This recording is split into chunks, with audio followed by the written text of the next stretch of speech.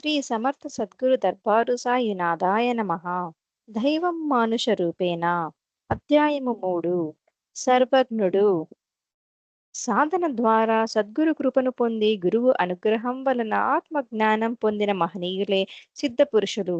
శాస్త్రాలలో భగవంతునకు చెప్పబడ్డ లక్షణాలు సర్వజ్ఞత్వం, సర్వసమర్థత, సర్వవ్యాపకత్వం.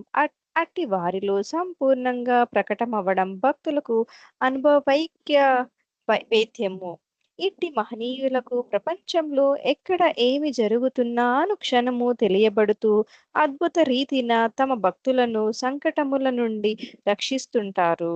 ఈ అధ్యాయంలో శ్రీ స్వామివారి యొక్క సర్వజ్ఞత్వ లక్షణములను నిరూపణ చేసినటువంటి భక్తుల యొక్క వివిధ రకాల అనుభవాలను చూస్తాము. ఇంటి నుండి ఆశ్రమానికి బయలుదేరి తమ దర్శనానికి వచ్చేటప్పుడు లేదా ఆశ్రమం నుండి ఇంటికి వెళ్ళేటప్పుడు ప్రయాణంలో స్వామి తన భక్తులకు ఎటువంటి ఆటంకాలు కలగకుండా అనుక్షణం కనిపెట్టుకుని కాపాడిన సంఘటనలు. ఎంతో శ్రమ కోర్చి దూర ప్రదేశాల నుండి వచ్చే భక్తుల గూర్చి ముందరే చెప్పి వారి సౌకర్యం కొరకు భోజన ఏర్పాట్లు చేయించిన సంఘటనలు చూస్తాము. చాలా సందర్భాలలో ఆశ్రమానికి వచ్చిన వారి పూర్వాపరాలు ఇతర వివరములు స్పష్టంగా చెప్పారు. భక్తులు ఈ వివిధ ప్రదేశాలలో సంచరించినప్పుడు వారి ప్రవర్తన గురించి, వారి మనసులో భావాలను గురించి తెలియజేశారు.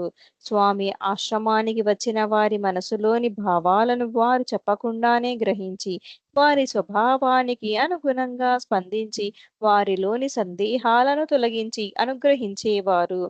కొంతమంది తగు విధంగా సంస్కరించినారు. ఆశ్రమంలో దర్శనానికి వచ్చిన కొంతమంది సమస్యలను వారు చెప్పకముందే గ్రహించి వాటికి పరిష్కారాలు సూచించారు. కారణాంతరాల వల్ల ఆశ్రమానికి రాలేని భక్తుల ఆర్తిని గ్రహించి వారికి స్వప్న దర్శనాలిచ్చి సమస్యలు పరిష్కరించారు.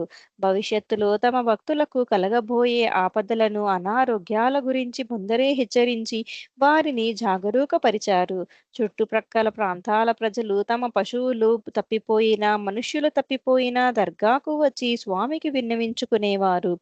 స్వామివారి ఆనవాలు చెప్పి తప్పిపోయిన వారిలో తగిన ప్రేరణ కలిగించి ఇంటికి వచ్చేటట్లు చేసేవారు.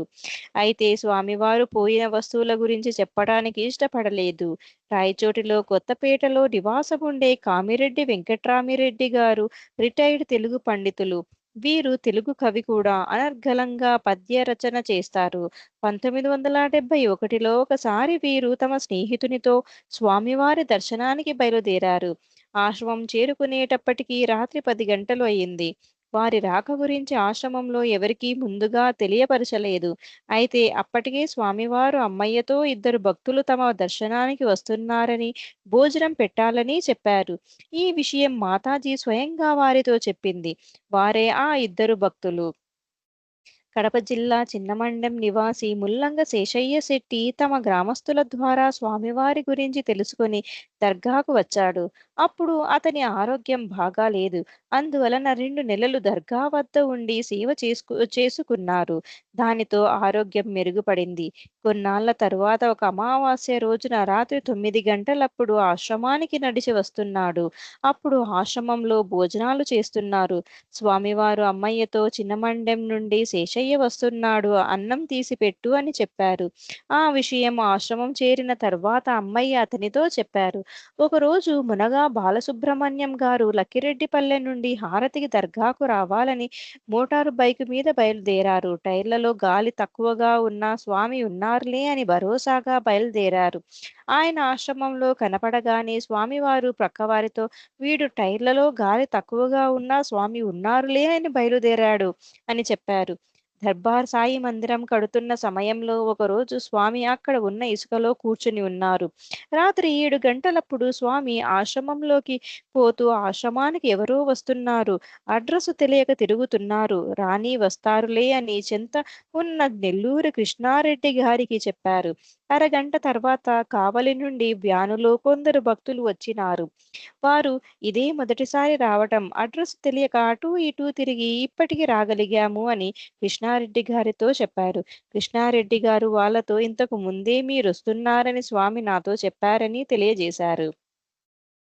రాయచోటిలో స్వరూపగుప్త గారి తమ్ముడు అమర్నాథ్ గారు స్వామి అనుమతి తీసుకోకుండా ఎప్పుడూ దర్గా నుండి ఇంటికి బయలుదేరేవారు కాదు. కానీ ఒకరోజు రాత్రి 10:30 స్వామి తమ గదిలోనికి వెళ్లారు. మరలా బయటకు రావటానికి ఎంత సమయం పడుతుందో తెలియక ఇప్పటికే ఆలస్యం అయిందని ఆయన స్నేహితుడు నటరాజా గారు మెయిన్ రోడ్డుకి వచ్చారు. ఒక బస్సు ఖాళీగా వెళ్తున్నప్పటికీ డ్రైవరు వారిని చూసి కూడా ఆపకుండా వెళ్ళిపోయాడు. అరగంట గడిచినా ఒక వాహనం ఆగలేదు. ఇంతలో స్వామి దగ్గర నుండి ఒక భక్తుడు వచ్చి స్వామి ఇమ్మన్నారని ప్రసాదం ఇచ్చాడు. వారు దగ్గర నుండి బయలుదేరిన కొంతసేపటికి స్వామి బయటకు వచ్చారు. వారు వెళ్ళిపోయారని తెలుసుకున్నారు. స్వామి ఆశ్రమంలో ఒక భక్తునికి ప్రసాదమిచ్చి వాళ్ళు మెయిన్ రోడ్డులో ఉంటారు. వెళ్లి ప్రసాదం ఇచ్చిరా అని చెప్పి పంపారు. స్వామి ప్రసాదం చేతికందిన తర్వాతనే వారికి బస్సు దొరికి ఇంటికి వెళ్ళగలిగారు. తమ భక్తులెక్కడ ఎప్పుడు ఉండేది స్వామికి ఎంత స్పష్టంగా తెలుసునో కదా! ఇటువంటి అనుభవాలు భక్తులకు కోకొల్లలు. ఒకసారి ఇంటి వద్ద స్వామికి నమస్కరించుకొని దర్గాకు బయలుదేరినాక దర్గా చేరే వరకు, అట్లాగే దర్గా వద్ద స్వామి అనుమతి తీసుకొని ఇంటికి చేరే వరకు స్వామిదే బాధ్యత. అనుక్షణం స్వామి తమ భక్తులను గమనిస్తూ ఉంటారు. ఒకవేళ ఇంటికి తాళం పెట్టి దర్గాలో కొన్ని రోజులు సేవ చేయటానికి నిలబడితే వారి ఇంటి భద్రత కూడా స్వామిదే. 2003 అక్టోబర్ 6వ తేదీన ఉదయం కాకడహారతి అయిన తరువాత శంకరయ్య గారిని పిలిచి స్వీట్స్ ముక్కలుగా చేసి ఎందుకు పంచినావు? నేను 130 మంది వస్తారు. 130 తీసుకువెళ్ళు అంటే 100 సీట్లు తీసుకువెళ్ళి ముక్కలు చేసి పంచిపెడతావా? అని మందలించారు. అప్పుడు ఎంతమంది వచ్చేది వారికి ముందే తెలుసునని స్పష్టమైంది. ఈ విధంగా వారి సర్వజ్ఞత్వాన్ని వెల్లడి చేసినారు. బెంగుళూరులో ఉండే సుధాకర్ అనే యువకుడు సాఫ్ట్‌వేర్ కంపెనీలో పనిచేసేవాడు. ఒకసారి ఆశ్రమానికి వచ్చిన ఒక భక్తునికి స్వామి సుధాకర్‌ని చూపిస్తూ సి లో ఎక్స్‌పర్ట్ అని చెప్పారు. స్వామి చెప్పిన విధంగా అతను ఆఫీస్‌లో సి ప్రోగ్రామింగ్ లాంగ్వేజ్‌లోనే పనిచేస్తాడు. కానీ ఆ విషయం స్వామికి ఏనాడూ చెప్పలేదు. స్వామి తన గూర్చి ప్రత్యక్షంగా ఎన్నడూ స్వామికి పరచని విషయాన్ని ఆ విధంగా చెప్పటం గురించి సుధాకర్ చాలా ఆశ్చర్యపోయాడు. కర్నూలు జిల్లా ఎమ్మిగనూరు పద్మజ గారి అమ్మాయి ఇంటర్మీడియట్ మొదటి సంవత్సరం చదువుతున్న సమయంలో స్వామి దర్శనానికి తీసుకువెళ్లారు. స్వామివారి అమ్మాయిని ఏమి చదువుతున్నావు అని అడిగారు. ఆ అమ్మాయి మొదటి సంవత్సరం అని మాత్రమే చెప్పింది. ఇంకేమీ చెప్పకుండానే స్వామి ఎంపీసీ ఇంజినీరింగ్ చేస్తావు అని ఆశీర్వదించారు. ప్రతి ఒక్కరి పుట్టు పూర్వోత్తరాలు స్వామికి తెరిచిన పుస్తకమే. దమ్మపేట చీమకుర్తి సుబ్బారావు గారి పొలంలో ఒక పక్కగా ఉన్న పాము పుట్టలో సగ భాగం పొలంలోకి వచ్చింది. అది మామూలు పుట్టే కదా అనే ఉద్దేశ్యంతో అది కొట్టించి పొలంలో ఓ నేలను చదును చేశారు. అలా చేసిన దగ్గరి నుండి పొలంలో పాములు తిరుగుతూ కనపడేవి. తర్వాత దర్గా స్వామి దగ్గరికెళ్ళినప్పుడు స్వామి పొలంలో ఈ మధ్య పాములు కనబడుతున్నాయి అని విన్నవించుకున్నారు. ఆయన ఇంకేమీ చెప్పకుండానే స్వామి నీ పొలంలో ఒక ప్రక్కనున్న పుట్టను కొట్టేశావు. దాంట్లో నిన్ను కాపాడే దేవతలు ఉన్నారు. అవేమీ చేయవు కానీ సంవత్సరానికి ఒకసారి పాలు పోస్తుండు అని చెప్పారు. అప్పటి నుండి స్వామి చెప్పినట్లు చేయటం ప్రారంభించారు. తర్వాత ఎప్పుడూ పాములు కనపడలేదు. ఎక్కడో దమ్మపేట పొలంలో కొట్టేసిన పుట్టను గురించి చెప్పటమే కాక ఏమి చేస్తే అలా పాములు కనపడవో చెప్పటం, అలా పాములు కనపడనివ్వకుండా చేయటం ఆ సర్వసమర్థునికే సాధ్యం. సామాన్యంగా చుట్టుప్రక్కల రైతులు ఎవరన్నా వచ్చి పొలంలో కానీ, ఇంట్లో కానీ బోరుబావి వేసుకుంటున్నాము ఎక్కడ వేసుకోమంటారు అని అడిగేవారు. ఇటువంటి చాలా సందర్భాలలో స్వామివారు నాగేంద్రునికి పాలు పోసి వారి కులదైవాన్ని స్మరించి ఫలానా చోట వేసుకోమని సూచించేవారు. కడప పట్టణంలోని రవీంద్రనగర్లో నివసించే రిటైర్డ్ టీచర్ ఎస్ రాజకులాయి గారు మొదటిసారి 1971లో కడపలో శ్రీ తలుపుల మల్లికార్జున గారింట్లో స్వామివారిని దర్శనం చేసుకున్నారు. ఆయనకు అప్పుడప్పుడు స్పృహ తప్పి పడిపోయే జబ్బు ఉండేది. అది స్వామివారికి మనవి చేసుకున్నారు. స్వామివారు శుక్రవారం దర్గాకు వచ్చి నిద్ర చెయ్యి, శనివారం నాడు చెప్తాను అన్నారు. ఆయన అలాగే నిద్ర చేశారు. దర్గా వద్ద మాతాజీ గారి దర్శనం కూడా చేసుకున్నారు. స్వామివారు నాగదోషం వలన నీకు స్పృహ తప్పి పడిపోయే జబ్బు వచ్చింది. మీ తండ్రి గారు 40 లేదా 50 ఏండ్ల క్రితం నాగుపామును చంపి ఉంటారు. దాని వలన ఇది వచ్చింది అన్నారు.